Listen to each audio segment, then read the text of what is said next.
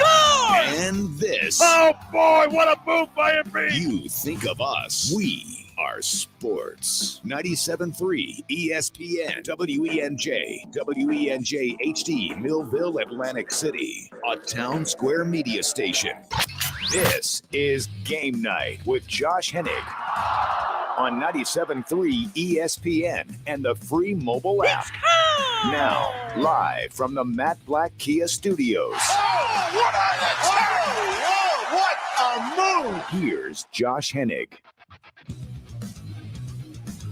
Phillies lose. NBA draft tonight. Welcome to the Power Hour known as Game Night on 97.3 ESPN FM and 97.3 ESPN. Mobile app powered by First Bank of Sea Isle. We'll review the disappointing Phillies loss. Also get you ready for the NBA draft. Draft coverage begins at 7 p.m. right here on 97.3 ESPN and also streaming on the 97.3 ESPN mobile app.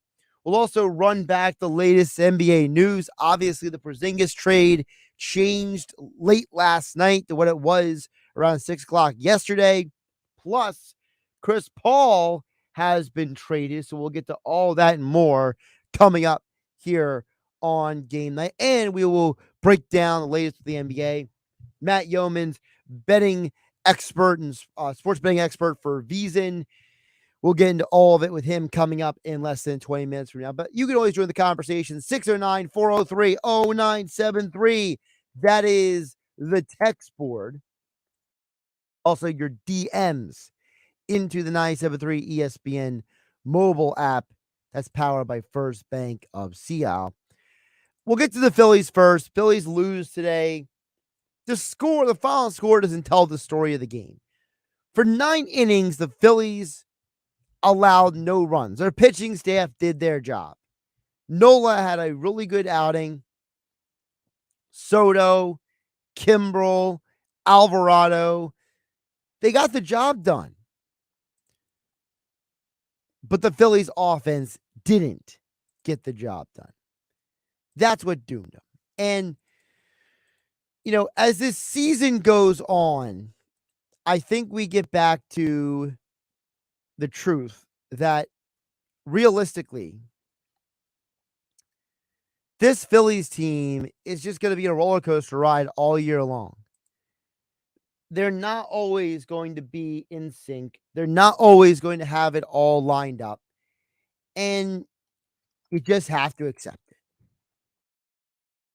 it. A day like today is extremely frustrating because it's a game you could have won, you should have won. And while I appreciate Bryce Harper slamming his helmet against the wall of the dugout, doesn't help you win any games. This is now 4 straight games, not days, because remember they had the postponed game yesterday, but 4 straight games where the Phillies are unable to score more than 3 runs. In the 7 games against the Diamondbacks and the Dodgers, they averaged over 6 runs a game. And now they can't even score more than half of that. It's very frustrating, and I think this is where you just have to accept what you're being given. This Phillies team, they're just going to continue frustrating you. And there's nothing we can do about it. It is what it is. Do I think they're better than this? Absolutely. Am I going to take these 2 losses to the Braves and turn it into a indictment of the entire season? Definitely not. But what I am going to do is I am going to say that you should win at least 1 game in a home series against your division rival. And now you got the Mets coming into town. And the Mets, you could argue the Mets are pitching their 3 best pitchers this weekend. I mean, Senga shut you down last time. He shot you down and shut you down, actually. That was a Freudian slip. The last time you played him. Scherzer is still pitching pretty well. It's Verlander who's really struggling. Scherzer is actually still giving you, some quality outings, even though his ERA is a little high. And even though Carrasco has been lit up for a handful of games this year, you always worry with him that if you expect to go into a game and beat a guy, are you actually going to beat the guy? The Mets, Senga and Scherzer are tied for the team lead in quality starts. So you're getting two of their best pitchers over the weekend. And that's concerning because you got to get this train back on the tracks. And I don't know if you got to change the lineup again. I don't know if you need to have a players only meeting. I don't know what it is. But you had Aaron Nola, Jose Alvarado, Craig Kimbrell, and Gregory Soto combined for no runs allowed through 9 innings. But you went to extra innings because your hitters couldn't get the job done. And then you have that horrible play in left field by Kyle Schwarber. And I feel like we're back to last year where almost every single game, there's a horrible play being made on defense. So it's extremely disheartening that for a team that started the month 13-4, now all of a sudden they're struggling to score runs. Again, they have not scored more than 3 runs since last Friday. And if you take out the game in Oakland and the game in Arizona, you could argue that this offense has been erratic. Now, they did score over 6 runs a game against the Dodgers and the Diamondbacks. So either the Braves got their number or they're just in a slump. And now you got to wake up from your slumber. You got to get going because Senga and Scherzer are the Mets' 2 best pitchers. So 2 of the next 3 days, you're facing the best the team has to offer. Oh, and by the way, after the Mets series, you got to hit the road. And that Cubs team has, I don't know what it is about the Cubs, but they have given the Phillies problems the last couple of years. And now you're going into a series where you say, oh, man, I'm glad we don't see Marcus Stroman, right? Doesn't change the fact you guys still face their hitters. They actually have a pretty good offense. They're not horrible at all. They're not the A's, for goodness sake. This is a much better team than I think people give them credit for in terms of offensively. So for an offense, yeah, you're going to get some easier pitching to deal with, aside from Kyle Hendricks, who's having a pretty good year. So is Smiley, by the way. Former Philly Drew Smiley. He's got a 3.38 ERA. Hendricks has a 2.60. Then you come home against the Nationals. You should win those games. So this is going to be a roller coaster ride for the Phillies. And it's annoying because you know they can do better. You know they can play better. You know they should play better, and they don't. And the other side of the coin is you have a month and 10 days until the trade deadline. The likelihood of you making a trade before the end of this month is extremely low.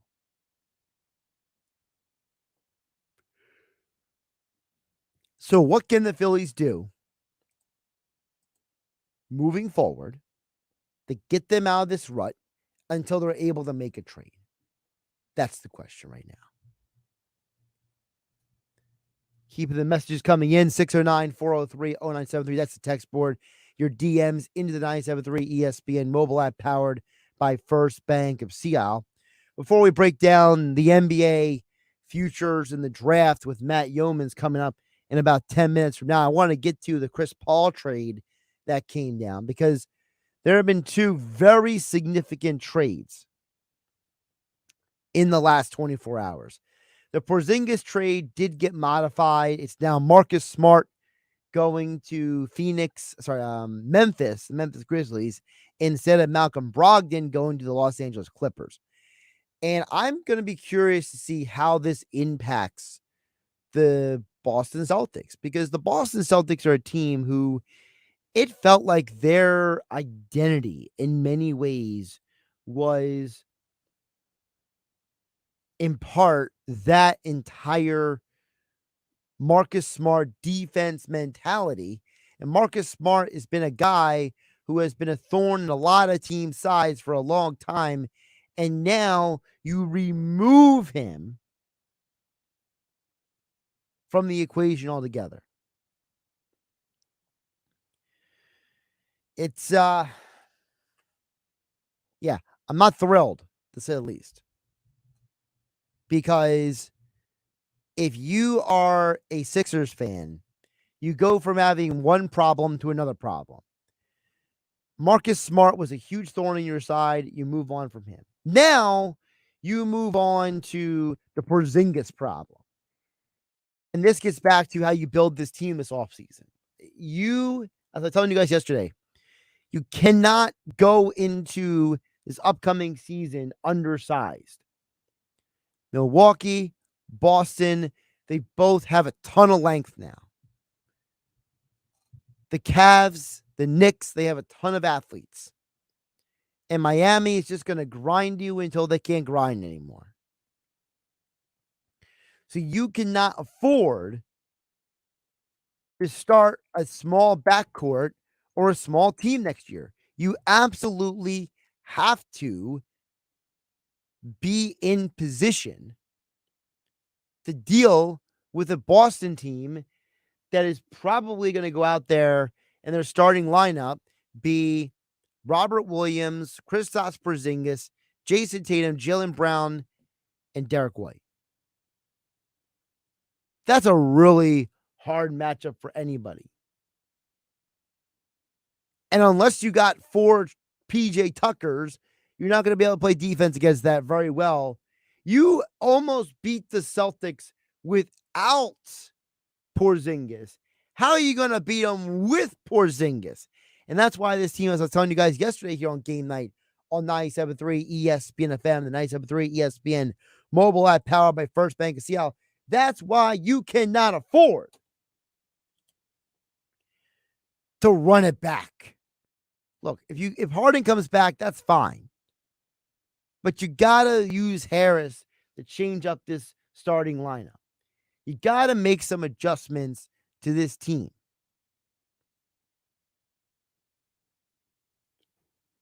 Excuse me. You could not afford to go forward with this roster as is if you want to win in the postseason. As Nick Nurse said, it doesn't matter if you win 45 or 55 wins. It's about being a team that can do damage in the postseason. And I think that's where the Sixers' priorities need to be, or else. And real quick on the Chris Paul front, I love this Chris Paul being traded to the Warriors, because this in some ways is what I think a lot of people like myself have always wanted to see. We have always wanted to see a scenario where Steph Curry does not handle the ball as much as he used to. Get Chris Paul in there. Let him run the offense. Steph Curry can basically be an off guard. He needs almost no point guard responsibilities. And now that you traded Jordan Poole, you can almost guarantee Draymond Green's going to be back. So it feels like that the Warriors lineup next year, well, they're going to be weird because Chris Paul, Steph Curry, Klay Thompson, Draymond Green, and Kayvon Looney is arguably one of the it is one of the smaller lineups in all of basketball. So, I mean, is that a team, if they match up with the Denver Nuggets in the series, is Chris Paul enough to get them past the Nuggets?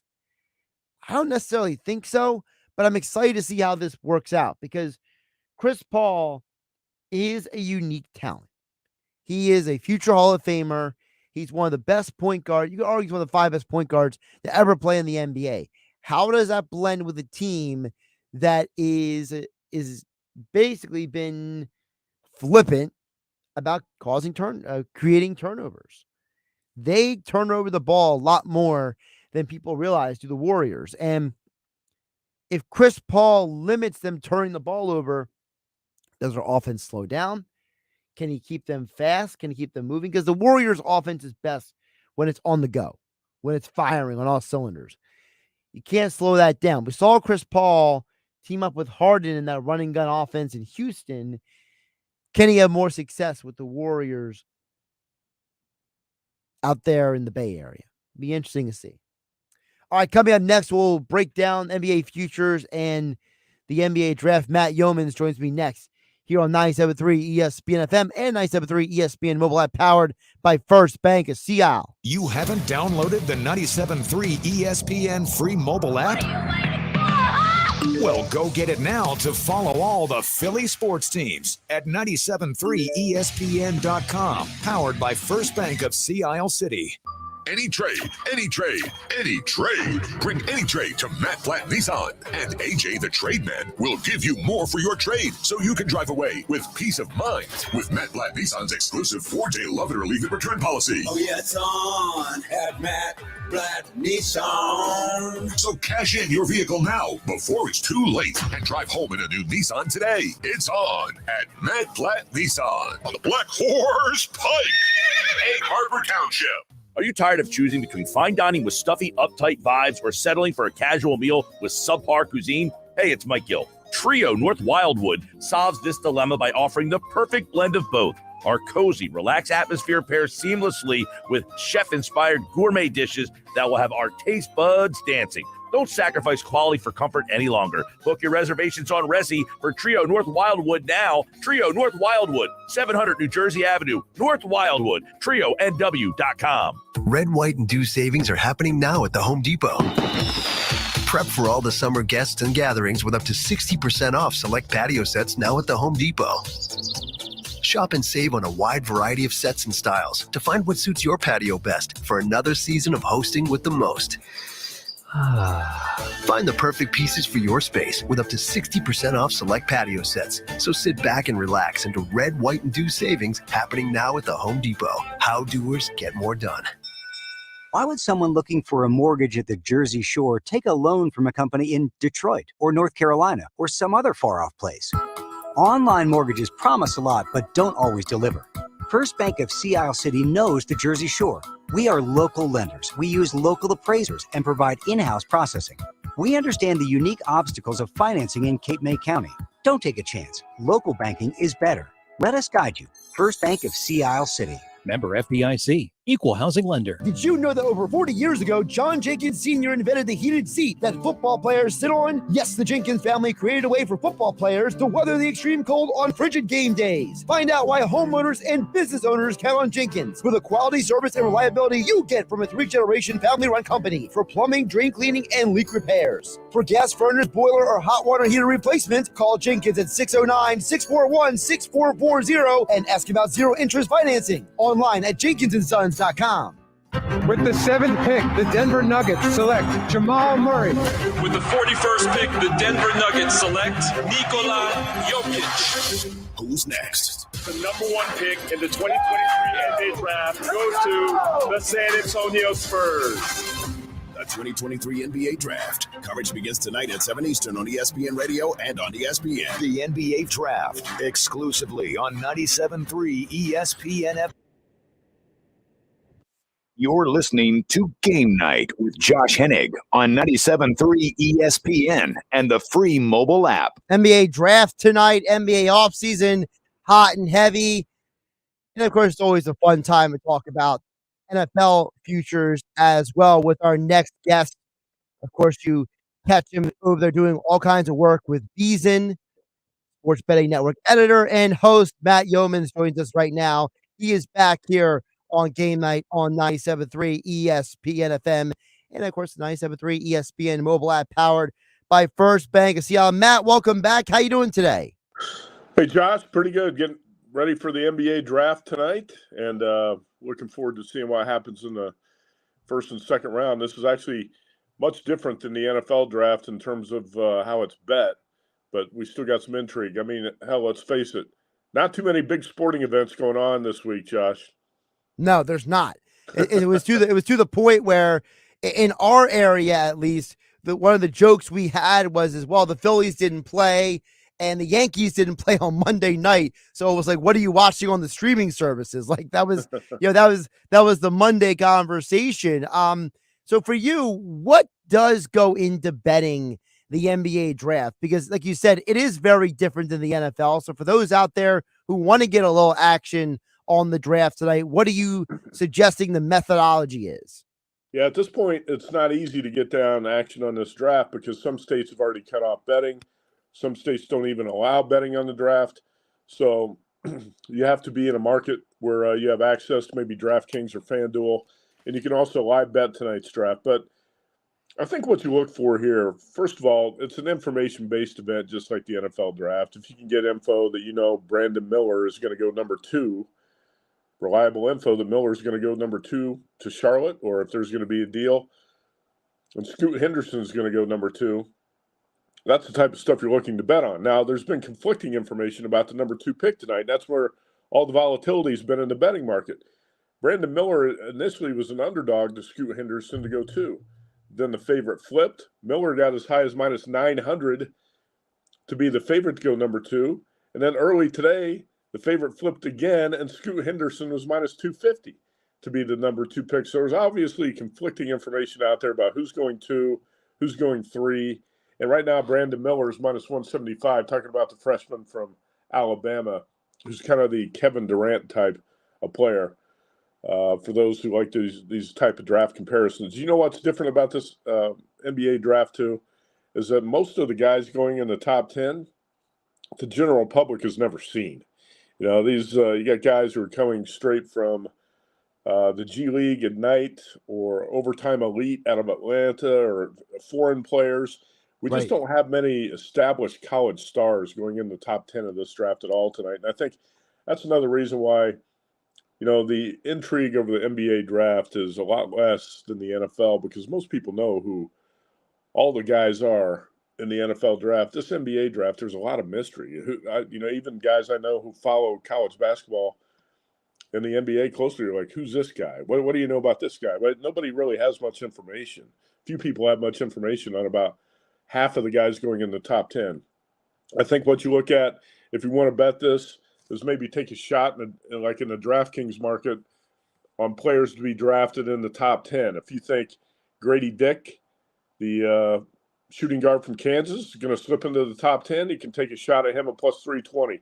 Or Kason Wallace, the guard from Kentucky, who's I've seen as high as number 8 in some mock drafts, 7 or 8. He's plus 300 to go top 10 tonight. He's an intriguing prospect too. So there's not a lot really at this point that you could bet on in this draft, but those are a couple things I would take a look at tonight.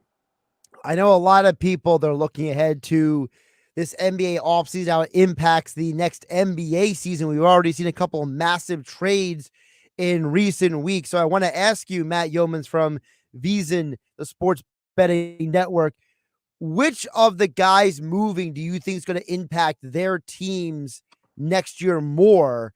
Is it going to be Bradley Beal with the Suns, Chris Paul, who's now a Warrior, or Porzingis, who's a Celtic?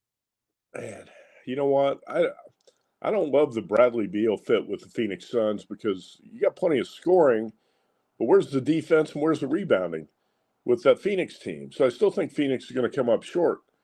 As far as Chris Paul, the Warriors like to run and gun, and Chris Paul is a guy, believe it or not, despite what some people perceive him to be, he's more of a slow it down type of point guard, running a set offense.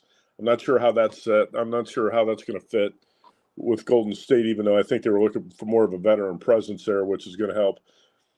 I like Porzingis with the Celtics. I know a lot of people are sad to see Marcus Smart go out of Boston, others not so much. But when you look at the Celtics and you try to figure out why they came up short, I think Brad Stevens probably got the right idea here. You've got Jaylen Brown and Jason Tatum, who are can be potentially dynamic, especially Tatum, a dynamic playmaking guard.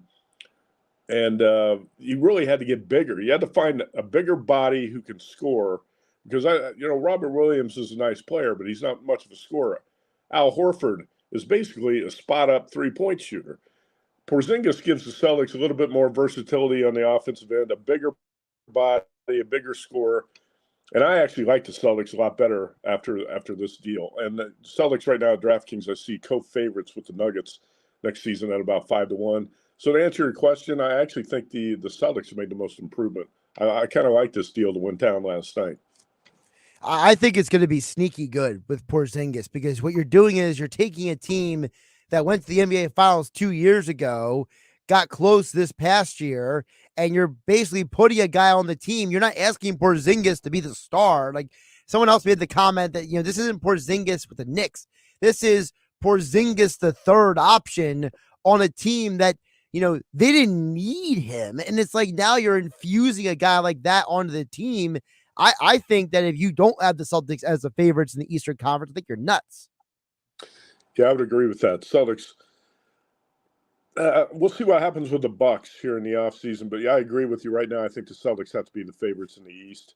And Porzingis was kind of the piece the Celtics were missing, I thought, this year. They just weren't big enough on the front line, didn't have a big-bodied scorer. And he had a sneaky good season with the Wizards. Not a lot of people paid attention to it because he was playing for the Wizards. But he put up pretty good numbers, and I think this is going to be a good addition for the Celtics. Matt, when you look at the Eastern Conference as a whole, obviously in this area, there's a lot of people who are Sixer fans. And I keep telling people, unless this team upgrades, you can't run it back. Like you barely got through the Celtics series as is. You can't tell me you're going to run it back and hope to have a chance to do anything because Miami's going to upgrade. We just saw the Celtics upgrade. The Knicks got resources to upgrade. I mean, you can't be a team like the Sixers or any team, honestly, in the Eastern Conference and hope to make a dent by just saying we're going to run it back. I agree with you, and I didn't like the Sixers team that much this season either. And I'm not sure what Daryl Morey's love affair with James Harden is, but that's something that I think the Sixers front office has got to figure out. You got to make a bold move, and you got to go. I think you got to get younger, and you got to get a better scorer at that spot.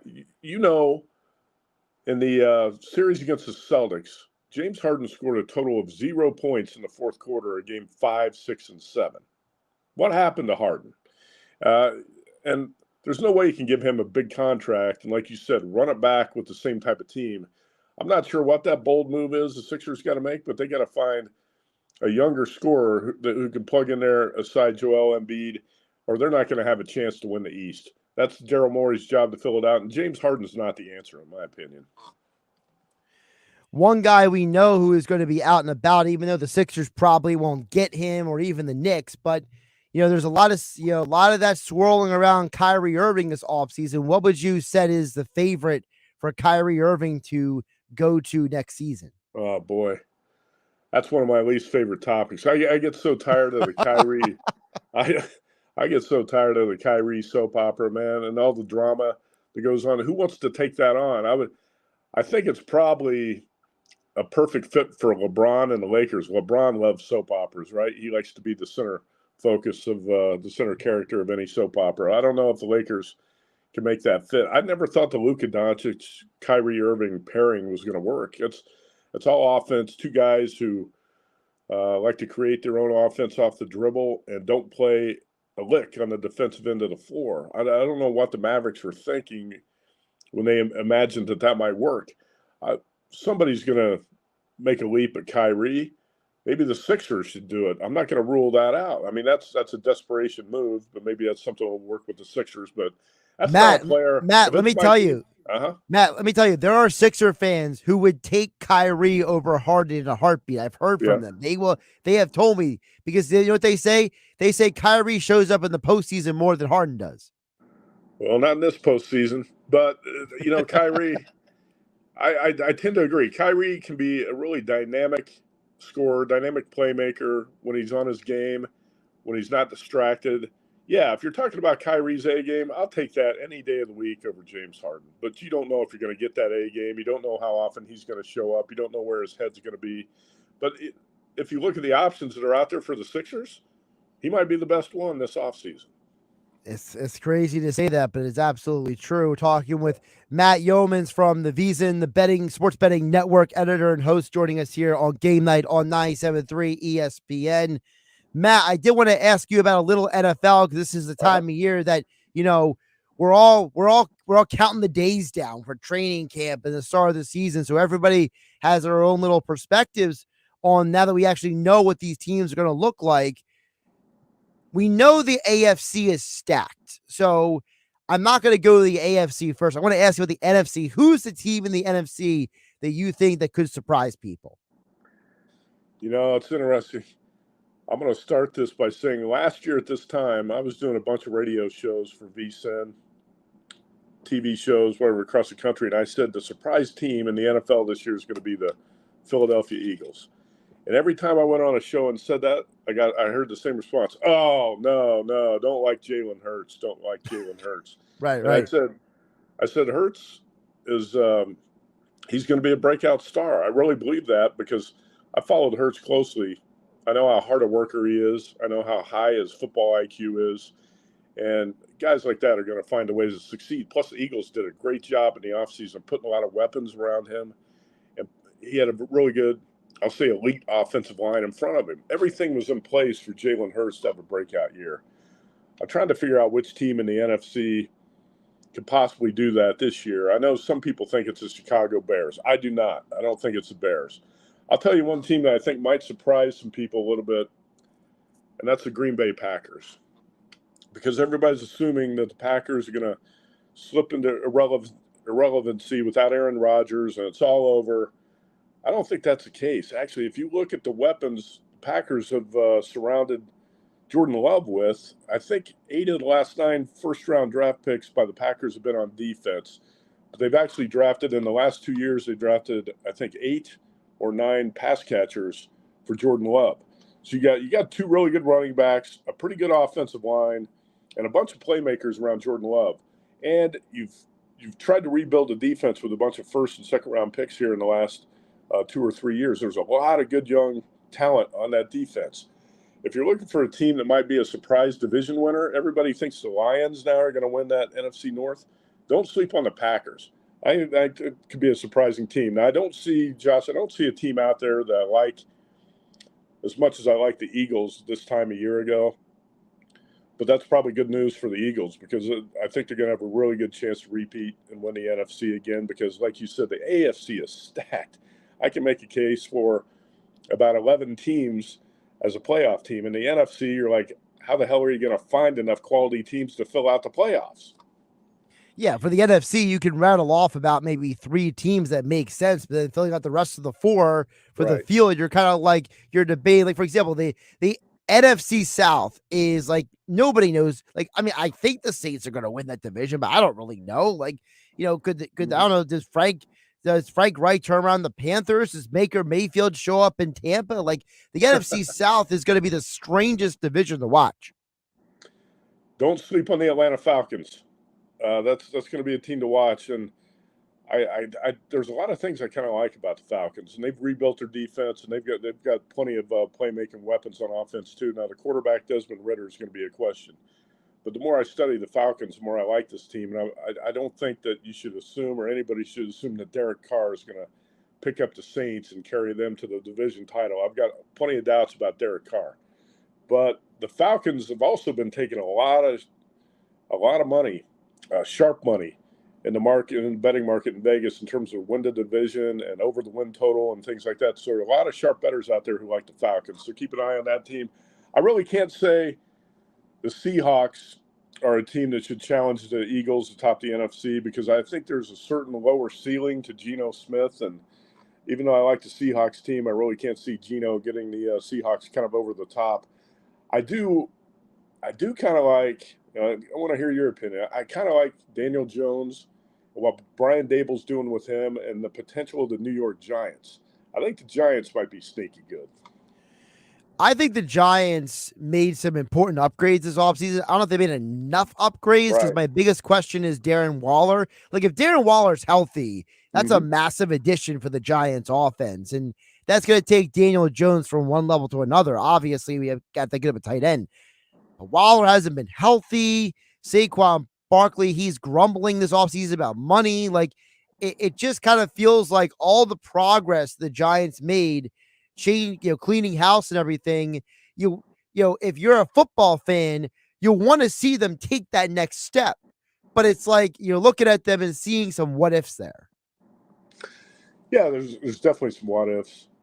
I think if I rank the NFC right now, you gotta put the Eagles 1, 49ers 2, and I think there's a chance that you put the Cowboys and the Giants in the 3 and 4 spot. You could have 3 of the 4 best teams in the NFC in the same division, and I wouldn't back away from that. And I do think the Packers got a chance to win the NFC North. Whoever wins the NFC South is not going to be a threat, and the Seahawks will probably be a playoff team. But like I said, I think their ceiling is a little bit lower. I still don't trust Geno Smith as a big-time quarterback. But, man, the NFC is, aside from the Eagles and the 49ers, I really believe the NFC is so far behind the AFC right now. You mentioned the Cowboys. I mean, we're not supposed to be complimentary of the Cowboys in this part of the country, but that team made some major upgrades. I think Stephon Gilmore is going to really make that team better. And, now you're going to potentially a season where Tony Pollard is a full-time weapon in that offense. You could argue the Cowboys, the only thing holding them back is if Mike McCarthy messes things up. That was actually what I was going to say next. The one thing I don't like is Mike McCarthy's going to be calling the plays. Right. I don't trust Mike McCarthy as a playmaker. You talk about Gilligan and the skipper. I always look at Mike McCarthy as the skipper. Oh, that's a great analogy right there. Yeah, but you know what I always go back to with McCarthy? You remember the Hard Knocks a couple of years ago with the Dallas Cowboys? Uh-huh. And it was like every time McCarthy talked, the players had this look on their face like, dude, we do not care what you have to say. Like, I can't get that out of my head that like McCarthy's talking to Prescott like in practice on the sideline, and Prescott has a look on his face like, I don't want to be here. Like, I mean, this is going to be a great soap opera if nothing else. Cowboys are always a soap opera, right? And I just think that Mike McCarthy is going to find a way to screw it up. I can't believe Jerry Jones. I still seriously can't believe Jones is still sticking by him as coach. And I was talking about Gilligan and the skipper. Gilligan was Kellen Moore. He took the blame, and now he's the OC for the Chargers. I don't think the right guy was taking the blame there. So we'll see what happens. But I obviously think that the players' reaction to Mike McCarthy when he talks is the same reaction I have when I watch him on NFL Network, wherever I see his press conferences. That's the same reaction I get, and you probably get too when you hear Mike McCarthy talk. So yeah, that's why I'm not going to have any futures money on the Cowboys, and I haven't for the last few years. I still feel like if the Niners get their quarterback situation figured out, which you can't assume that, I think the Eagles are in a great spot. We know that NFC East winner basically never repeats, but I think the Eagles are going to do it for the first time in about 20 years.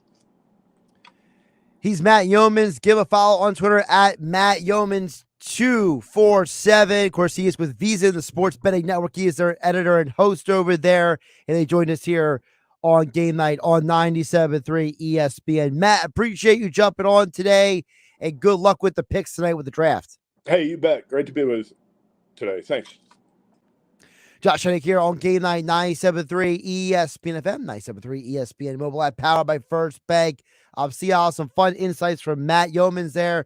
We'll get to Jeff in Ocean City, your texts and more. I see you guys coming in at 609-403-0973.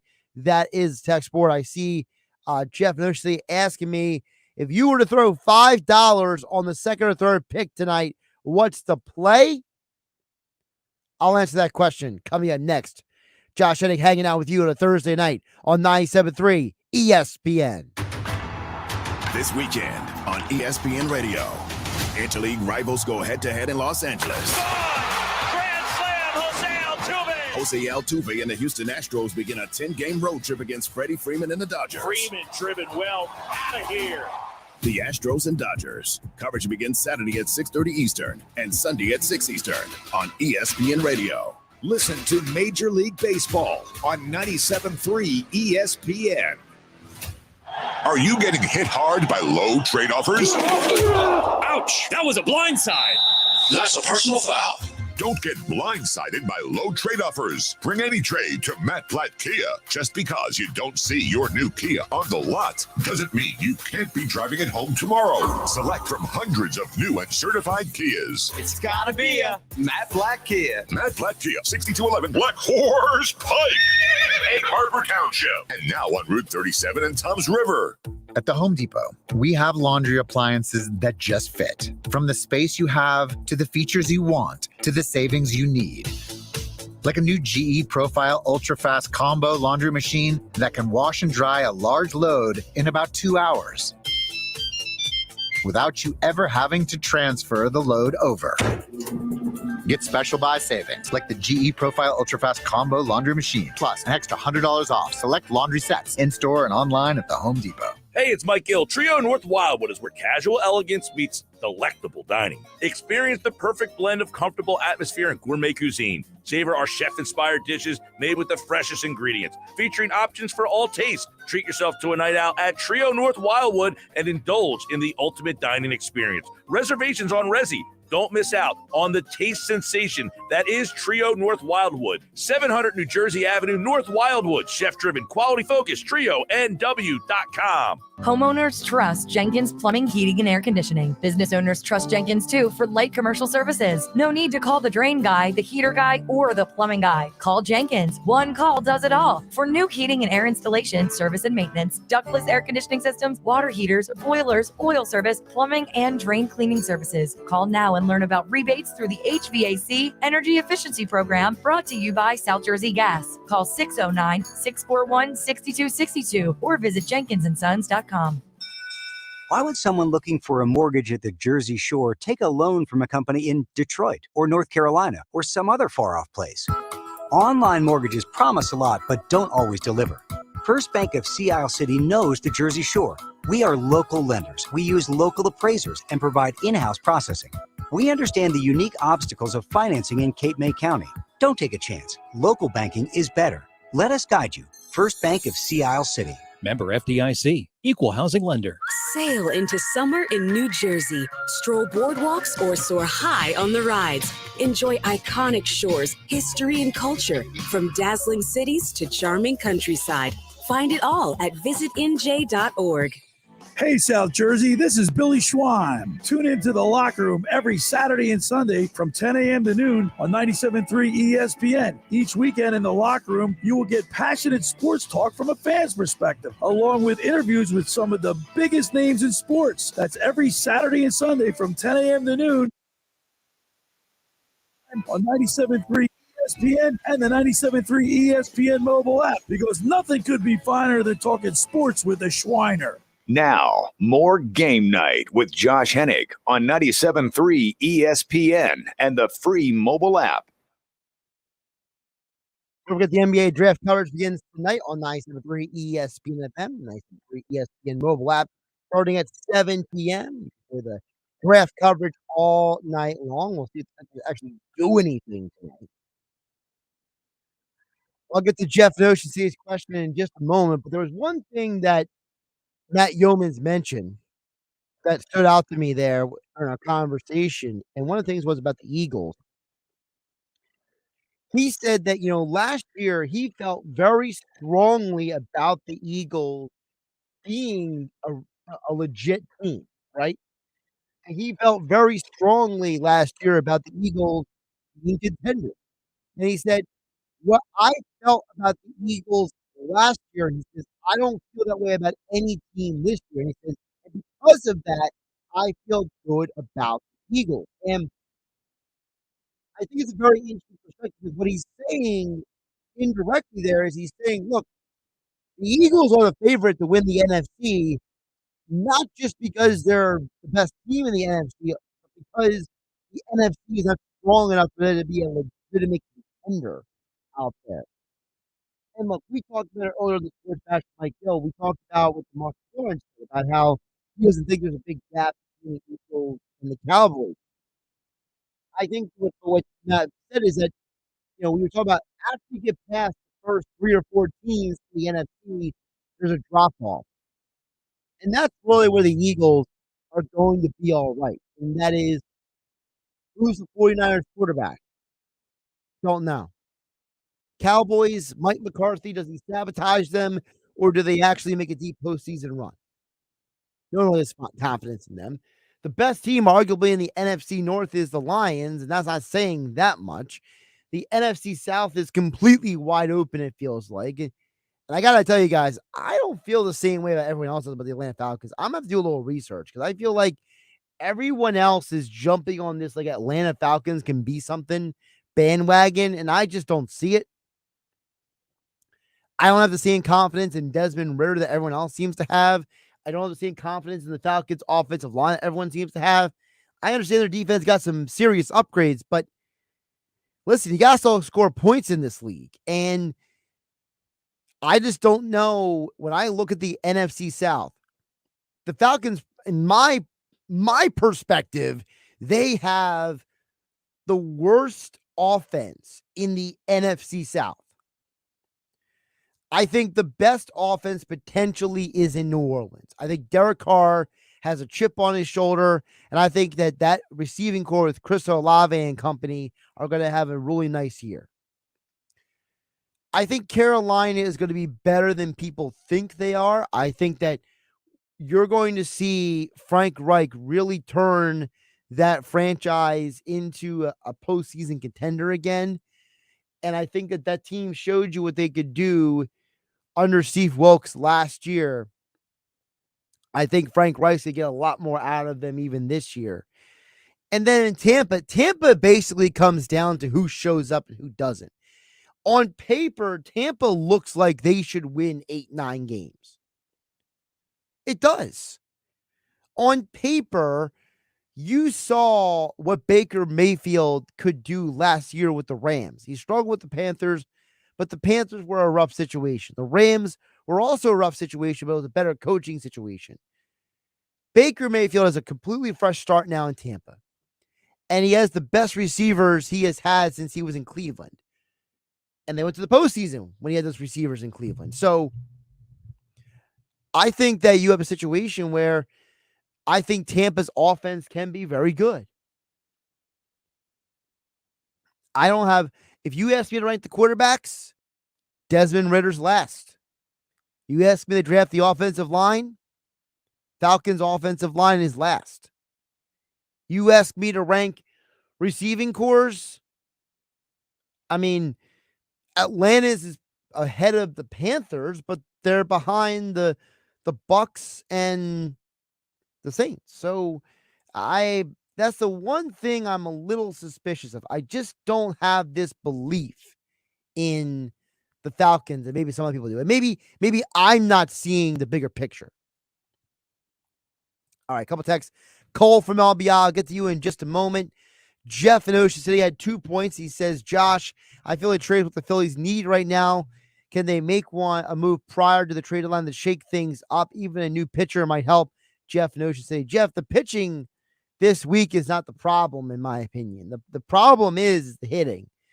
If you told me you could get CJ Cron for like an inexpensive trade, if you were to trade like a mid-tier prospect or something, like, I have to pull up the MLB pipeline, but like whoever like the 30th prospect is in the Philly system, if you could trade that guy for CJ Cron and put him in a platoon with Cody Clemens at first base, I'd be fine with that. Outside of that, I don't know exactly what you can do this early. It's too early in the process of this season. There's too many teams who think they are in and they're contending right now. I mean, I was going through the MLB All-Star voting, right, today, because today was the last day for the voting, and tonight they're announcing who the finalists are for the All-Star voting rounds. The fact that Salvador Perez and Bobby Witt are two of the best at their position in the American League, and they're on a horrible baseball team, it just tells you that the entire sport is upside down. So I don't know. Now, Jeff's other question is, If I were to throw $5 down on the second or third pick tonight, what's the play? I'm getting the sense that it's probably, and look, I haven't seen anything contrary to this, so maybe if there's any news between now and 8 p.m., jump on that. You heard Matt Youmans say, if you have a gut feeling, if you have a strong feeling about who's going to be who's going to be 2 or 3, then ride with that. Jeff, I would say this. Instead of picking the second or third pick, which I know that it's pretty heavy odds. I'm seeing you sent me minus 220 for Brandon Miller at 2, minus 180 for Scoot Henderson at 3. What I would say is I would the odd that I would make is that one of the Thompson brothers goes at 4. I think that's the stronger play than who's going to go 2 or 3. Because it feels like that either Miller or Henderson is going in the top 2, and it just depends on how you feel about what's it called? How you feel about if those picks are getting traded. I think that's the thing that we just don't foresee right now. Cole from LBI chimes in the football conversation at 609-403-0973. Texted in. Cole from LBI says, I'm not big on the Giants this year. I think they really didn't get a wide receiver in Waller is nice, but he has injury risk. The O&D line should be good, but they play a tough schedule, so it might look like a step back for them record-wise, but they're still a building team. That's from Cole and LBI. Cole, I love what they did with the offensive defensive line. I agree. They definitely made some upgrades. The thing with the tougher schedule is the entire NFC East has a much tougher schedule this year than last year. So I still think that when it comes down to it, the weakness of the NFC South and the weakness of the NFC North and the fact that the Cardinals are probably going to be the worst team in the NFC this year. I think the Giants are not going to take a huge step back in terms of their record, but I'm with you on the Waller thing. The Waller thing that is the key. If Darren Waller is healthy, the Giants are probably going to win 10 games. If he's not healthy for at least 75% of the season, the Giants win 8 or 9 games. I think Waller makes that much of an impact because you saw Waller with the Raiders. When he was on and he was good, it didn't matter who else was out there. That dude was getting open. That dude was making plays. That dude is legit. Health is a huge part for Waller right now. And then the other thing, Cole from LBI says, the Cowboys made some good moves. They should be solid. Yeah, I'm a big fan of the Stephon Gilmore edition. I think the Cowboys defense actually be better this year than last year. But like we were talking about earlier, again, the problem is Mike McCarthy. And then Cole from LBI finishes up and says, I love the Eagles' offense. The defense has potential, but the new pieces might not be quite as good. The Eagles are still the best in the NFC. Cole from LBI. Yeah, Cole, I think the defense might take some time to kind of find themselves. I think that's the bigger issue. I just look at